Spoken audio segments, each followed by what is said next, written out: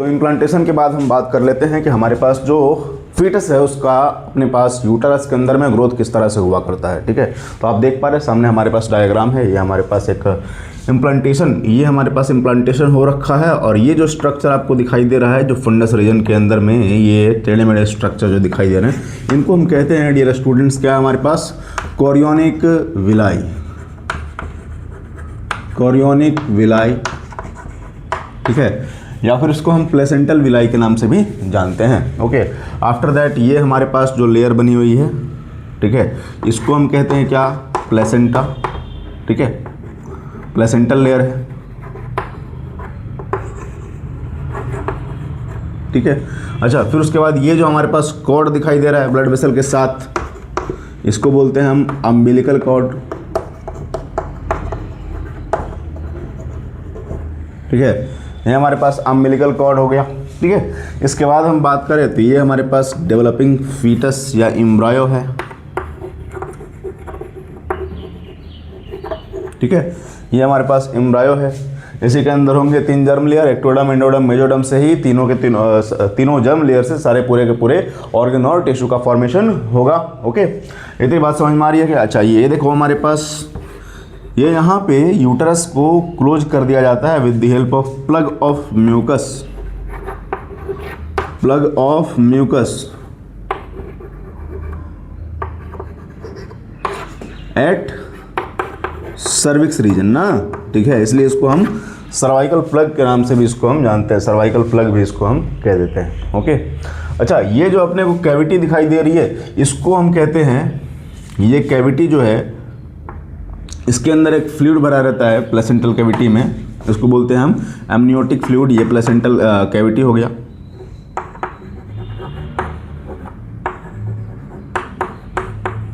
ठीक है, और इसके अंदर में एक फ्लूइड होता है, कौन सा फ्लूइड, कंटेन्स एमनियोटिक फ्लूइड। ठीक है, कई सारे स्टूडेंट्स नए नए वर्ड्स को देख करके, नए नए नाम को देख करके डर जा रहे होंगे। नया क्यों सर, पूरी साल पढ़ाई नहीं करी है। ठीक है, आखिरी मोमेंट पे डर लग रहा है। ठीक है, तो देख बात ये है कि आखिरी मोमेंट पे तू टॉप तो नहीं कर सकता है, 90% मार्क्स तो नहीं ला सकता, लेकिन 10 दिन के अंदर में अब भी 60-70% मार्क्स से पास हो सकता है। तो करना क्या है कि एनसीईआरटी को अच्छे से पढ़ना है और प्रीवियस ईयर को एक बार एनालाइज करना है और उसके हिसाब से अपने को तैयारी करनी है। सब कुछ नहीं पढ़ना है, सब कुछ नहीं पढ़ना है, टॉप करने का नहीं सोचना है। ओके, तो इस तरह से हम जो है सो चीज़ों को ध्यान देते चलेंगे और पढ़ते चलेंगे। ये हमारे पास जो है अपने को सैक दिखाई दे रहा है, एक सैक जैसा स्ट्रक्चर। ये डायग्राम का फॉल्ट नहीं है, मैंने जानबूझकर बनाया है। ये इसको कहते हैं हम बच्चे योक सैक। ठीक है, इनिशियल स्टेज में ये क्या बोलते हैं, हमारे पास हीमोपोएसिस कराने में मदद करता है फीटस के अंदर में, हीमोपोएसिस।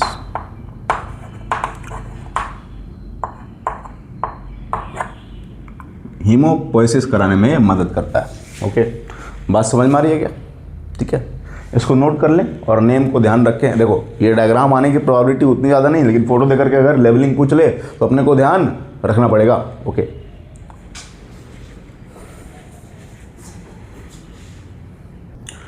चलो भाई, तो आपने डायग्राम को ड्रॉ किया होगा और आपने या फिर आपने चीज़ों को ध्यान रखा होगा कि कौन से पोर्शन को हम क्या कहते हैं। इनको आप इम्पॉर्टेंट चीज़ें हैं, इनको ध्यान रखना है। ये हमारे पास इंपॉर्टेंट चीज़ें हैं, इसको इरेज करके अब हम देखेंगे कि हमारे पास जो एम्ब्रायोनिक डेवलपमेंट है उसके अंदर में कौन से मंथ के अंदर में एम्ब्रायो में क्या चेंज देखने मिलेगा, किस ऑर्गन का डेवलपमेंट होगा, किस प्रकार के टिश्यूज बनती है।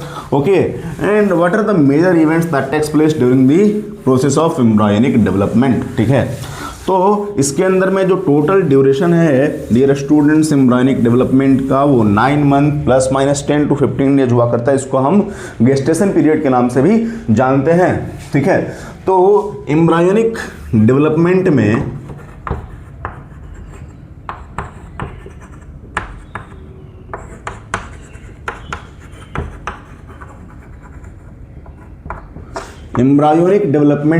हम देखने वाले हैं, ठीक है, मेजर डेवलपमेंट, ठीक है, और उसके साथ उसका टाइमलाइन कि कब जो है किस मंथ के अंदर में ये काम हो जा रहा है, ठीक है, टाइमलाइन की चर्चा करेंगे, ठीक है। तो हमारे पास पहला जो मेजर ऑर्गन है जो बनता है हमारे बॉडी के अंदर में, ठीक है, फर्स्ट मंथ में हार्ट फॉर्मेशन हो जाया करता है, ठीक है, हार्ट फॉर्मेशन फर्स्ट मंथ में हो जाया करता है, ठीक है। कंप्लीटेड, हार्ट फॉर्मेशन कंप्लीटेड कब? After 1 month of pregnancy, after 1 month, ठीक है, ठीक है।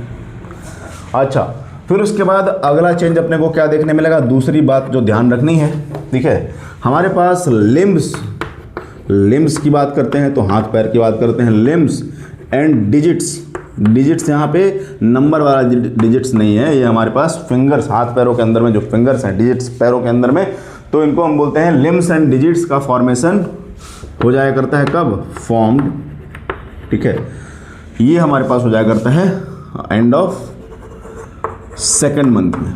कब? एंड ऑफ सेकेंड मंथ में, ठीक है।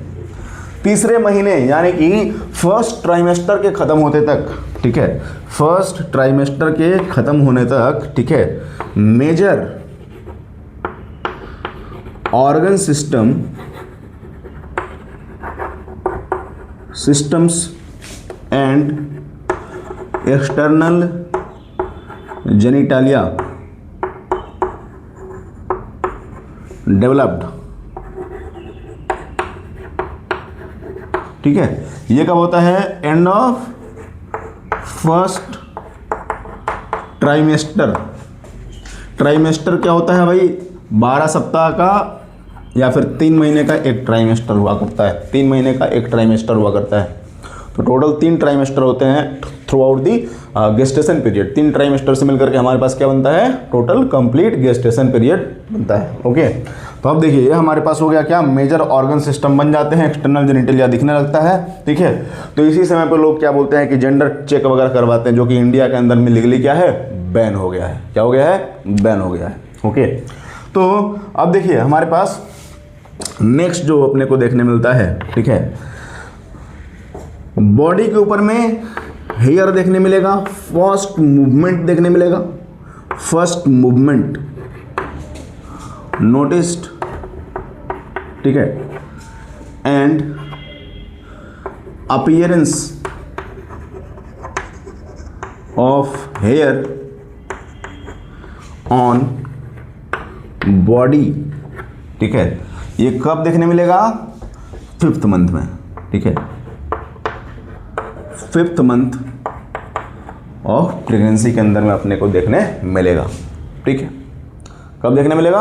5th मंथ में देखने मिलेगा, ठीक है। इसके बाद में जो है हमारे पास 6ठे महीने के अंदर में सेकंड ट्राइमेस्टर के लास्ट में क्या हो जाएगा, ठीक है,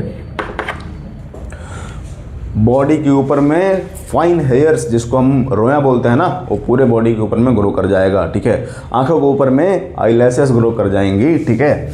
तो ये जो है हमारे पास नेक्स्ट इवेंट जो देखने मिलेगा, आईलैश फॉर्म्ड,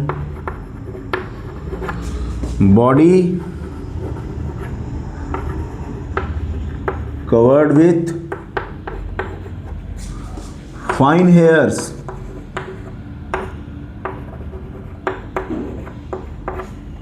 ठीक है, body covered with fine hairs. कब होता है ये? 6th मंथ में,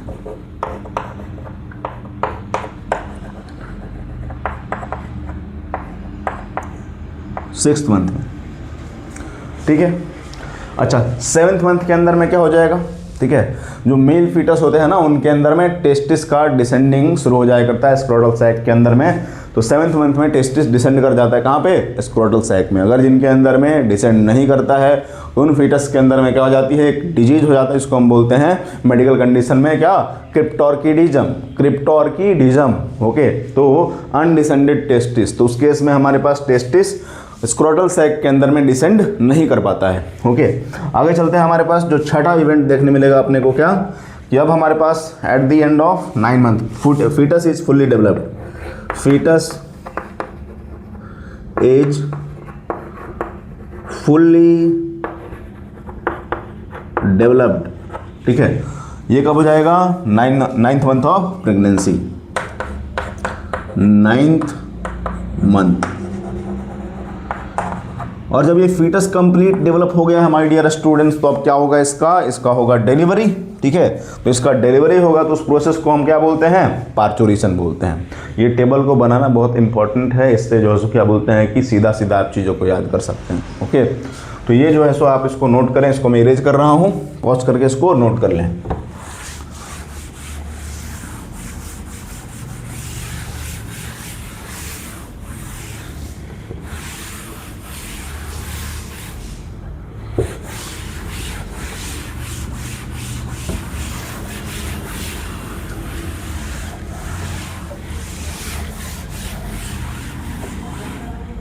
तो delivery of fully developed foetus, delivery of fully developed foetus को क्या कहते हैं भाई? पार्चुरेशन कहते हैं। ठीक है, क्या कहते हैं? पार्चुरेशन कहते हैं। और ये हमारे पास जो क्या बोलते हैं कि पार्चुरेशन कैसे होता है? क्या सिर्फ फीटस के कंप्लीट डेवलप हो जाने से पार्चुरेशन हो जाएगा? ठीक है, तो इसके अंदर में हमारे पास क्या थ्योरी है कि ये पार्चुरेशन को ना कॉम्प्लेक्स न्यूरो एंडोक्राइन मैकेनिज्म भी हम कहते हैं कि ये क्यों पार्चुरेशन जो है सो हमारे पास कॉम्प्लेक्स न्यूरो एंडोक्राइन मैकेनिज्म है, क्योंकि इसके अंदर में हमारे पास ऑक्सीटोसिन जो हमारे पास पिट्यूटरी ग्लैंड से रिलीज, पिट्यूटरी ग्लैंड के अंदर में स्टोर होता है, हाइपोथैलेमस, ब्रेन के हाइपोथैलेमस से रिलीज होगा ऑक्सीटोसिन। और वो पिट्यूटरी के कौन से पोस्टीरियर लोब में 2 हार्मोन स्टोर होते हैं, कौन से? एक वैसोप्रेसिन और एक ऑक्सीटोसिन। तो ऑक्सीटोसिन वहाँ से रिलीज होगा। तो ये न्यूरो एंडोक्राइन मैकेनिज्म है, हमारे पास ग्लैंड्स का इन्वॉल्वमेंट है। अच्छा, तो इसको हम पार्चुरेशन के बारे में हम बात करने वाले हैं। Parturition, parturition is complex neuro endocrine mechanism. ठीक है, अच्छा, पार्चुरेशन जो है डिलीवरी ऑफ बेबी जो है इसका ये प्रोसेस शुरू कैसे होता है, इंड्यूस कैसे होता है? Parturition is induced by what forces? ठीक है, इसको कौन शुरू करता है? तो जब फीटस की डेवलपमेंट कंप्लीट हो जाएगी, ठीक है, तो induced by parturition, induced by, ठीक है, प्लेसेंटा, ठीक है, एंड फुल्ली डेवलप्ड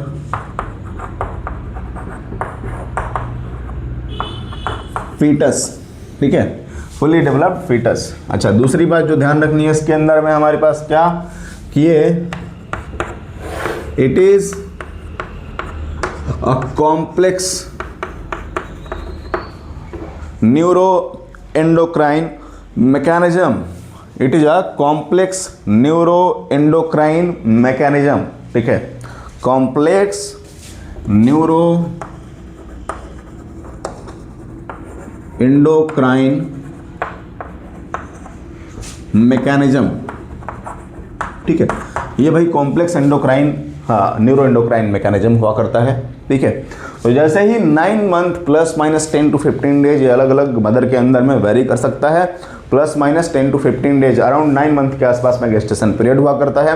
तो उसके अंदर जैसे ही कंप्लीट होगा ड्यूरेशन, हमारे पास फीटस का डेवलपमेंट कंप्लीट हो जाएगा और उस केस में प्लेसेंटा और फुल्ली डेवलप्ड फीटस, ठीक है, ये सिग्नल देंगे कि यस माँ मैं बाहर आना चाहता हूँ, दुनिया को देखना चाहता हूँ। ओके, तो उस केस में क्या हो जाएगा? उस केस में हमारे पास फीटस की डिलीवरी हो जाएगी। और कैसे डिलीवरी होगी भाई? ऑक्सीटोसिन हार्मोन जो है, ठीक है, इसको ऑक्सीटोसिन को हम क्या बोलते हैं? ये जो है सो हमारे पास, ठीक है, ये जो हमारे पास बर्थ हार्मोन के नाम से भी जाना जाता है ऑक्सीटोसिन। ठीक है, बर्थ हार्मोन के नाम से भी जाना जाता है। तो ये जो है सो हमारे पास ऑक्सीटोसिन क्या करेगा?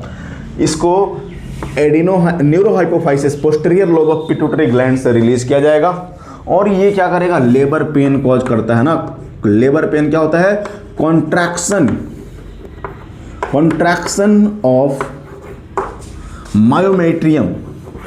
यूटरस के अंदर में आपने 3 लेयर पढ़े थे ना, एंडोमेट्रियम जो हमारे पास मेंस्ट्रुअल साइकिल के दौरान हर महीने बनता और टूटता था, स्ट्रैटम फंक्शनलिस अपर लेयर एंडोमेट्रियम की, बीच वाली मायोमेट्रियम जो हमारे पास बर्थ ऑफ फीटस, जो हमारे पास फुली डेवलप्ड फीटस है उसकी पार्चुरेशन के टाइम में इसके अंदर कॉन्ट्रैक्शन रिलैक्सेशन होता है और ये पुश करने में बेबी को मदद करता है। ओके, इसके अलावा बाहर में जो हमारे पास पेरीमेट्रियम की लेयर थी वो क्या थी? वो प्रोटेक्शन प्रोवाइड करने का काम कर रही थी। ठीक है, इतनी बात समझ में आ रही है क्या?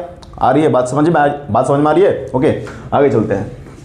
तो ये हमारे पास कॉन्ट्रैक्शन ऑफ मायोमेट्रियम होता जाएगा और ये जो है सो ऑक्सीटोसिन और धीरे धीरे बढ़ता जाएगा, कॉन्ट्रैक्शन रिलैक्सेशन का प्रोसेस और तेज होता जाएगा और फीटस को बाहर लाया जाएगा। ओके, अच्छा, किसी केस के अंदर में ऑक्सीटोसिन का लेवल उतना बॉडी के अंदर में रिलीज नहीं हो रहा है तो डॉक्टर क्या करते हैं, लिवर पेन हार्मोन बाहर से ऑक्सीटोसिन को इंजेक्ट करते हैं, बाहर से ऑक्सीटोसिन को इंजेक्ट करते हैं।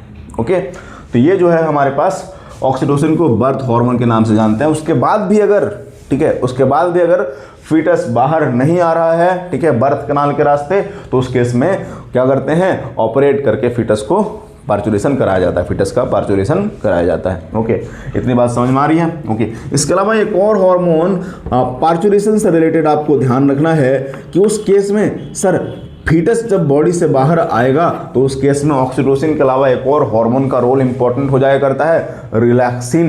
Relaxin is the hormone which plays very vital और important role during the process of parturition. ठीक है, ये करता क्या है भाई, ये पेल्विस के रीजन को ये रिलैक्स करने में मदद करता है, पेल्विस रीजन को ये रिलैक्स करने में मदद करता है। तो ये दोनों हार्मोन हमारे पास पार्चुरेशन के दौरान इंपॉर्टेंट रोल प्ले किया करते हैं। ठीक है, अच्छा, एक माँ जब बच्चे को जन्म दे देती है तो उसके बाद में हमारे पास क्या हो जाएगा, उसको भाई भोजन प्रदान करना पड़ेगा ना, उसको फूड प्रोवाइड करना पड़ेगा। क्या करना पड़ेगा, उसको फूड प्रोवाइड करना पड़ेगा। तो हमारे पास एक और स्टेप आ जाया करता है लैक्टेशन। क्या जाया करता है, लैक्टेशन। ठीक है, तो हमने देखा था कि प्रोलैक्टिन हार्मोन्स रिलीज हो रहे थे, ऑक्सीटोसिन, प्रोलैक्टिन, ठीक है, और भी हार्मोन्स थे। प्रोलैक्टिन जो है हमारे पास गेस्टेशन पीरियड के दौरान ही क्या करता है, वो जो है हमारे पास एल्वियोली के अंदर में, मैमरी ग्लैंड के एल्वियोली के अंदर में प्रोलिफरेशन करा देता है और उससे हमारे पास बर्थ के बाद जब एक माँ बच्चे को जन्म देती है तो उस केस में हमारे पास लैक्टेशन का प्रोसेस करने में क्या हो जाएगा, आसानी हो जाएगी। और ये लैक्टेशन के थ्रू क्या होता है, हमारे पास जो मिल्क का सिक्रेशन होगा, ठीक है, मिल्क का सिक्रेशन होगा, जो इनिशियल मिल्क होगा उसको हम कहते हैं डियर स्टूडेंट्स क्या, कोलोस्ट्रम। क्या कहते हैं, कोलोस्ट्रम। इनिशियल जो येलोइश फ्लूइड जो निकलेगा मैमरी ग्लैंड का सिक्रेशन, उसको हम बोलते हैं कोलोस्ट्रम। उसको क्या कहते हैं, कोलोस्ट्रम। ठीक है, इस कोलोस्ट्रम के अंदर में मिनरल्स भरपूर रहेंगे, इसके अंदर में रिच इन इम्यूनोग्लोबुलिन ए, ठीक है, IgA की मात्रा, IgA की मात्रा इसके अंदर में भरपूर हुआ करती है, क्योंकि बच्चा पहली बार मदर की वुम से प्रोटेक्टेड इन्वायरमेंट से बाहर आया है तो मल्टीपल टाइप के माइक्रो ऑर्गेनिज्म के साथ में इंटरैक्ट करेगा इन्वायरमेंट में, तो इन्फेक्शन हो सकता है ना, हो सकता है। तो उससे बचने के लिए क्या करेगा, इम्यूनिटी उसको चाहिए, तो इम्यूनिटी कौन देगा उसको, प्री फॉर्म्ड एंटीबॉडी प्रोवाइड करा दिया जाता है थ्रू दी कोलोस्ट्रम। माँ बच्चे को जब दूध पिलाती है, कोलोस्ट्रम पिलाती है, तो उस केस में IgA इम्यूनोग्लोबुलिन ए बच्चे की बॉडी में जाएगा और ये हमारे पास पैसिव इम्यूनिटी प्रोवाइड करने का काम करेगा। कैसा इम्यूनिटी, पैसिव इम्यूनिटी। क्यों passive immunity, pre formed antibody दे रहे हैं ना, ठीक है, प्री फॉर्म्ड एंटीबॉडी में क्या हमारे पास किस टाइप की इम्यूनिटी मिलती है, हमारे पास पैसिव इम्यूनिटी मिलती है। ठीक है, human health and disease immunity topic के अंदर में आपको पढ़ाया गया है। तो ये हमारे पास इम्यूनोग्लोबुलिन क्या करता है, प्री फॉर्म्ड एंटीबॉडी जैसे ही किसी भी फॉर्म में हम डालेंगे तो क्या करेगा, वो पैसिव इम्यूनिटी प्रोवाइड करेगा। ठीक है, इतनी बात समझ में आ रही है क्या, इतनी बात समझ में आ रही है। ठीक है, अच्छा, यहाँ पे भी हमारे पास लैक्टेशन के दौरान ऑक्सीटोसिन का इंपॉर्टेंट रोल हो जाया करता है। ठीक है, ऑक्सीटोसिन का इंपॉर्टेंट रोल हो जाया करता है। तो ऑक्सीटोसिन को हमारे पास तो ये बर्थ हार्मोन के नाम से तो जानते ही हैं, इसके अलावा हम इसको मिल्क लेट डाउन हार्मोन के नाम से भी जानते हैं। ठीक है, मिल्क लेट डाउन हार्मोन के नाम से भी जानते हैं।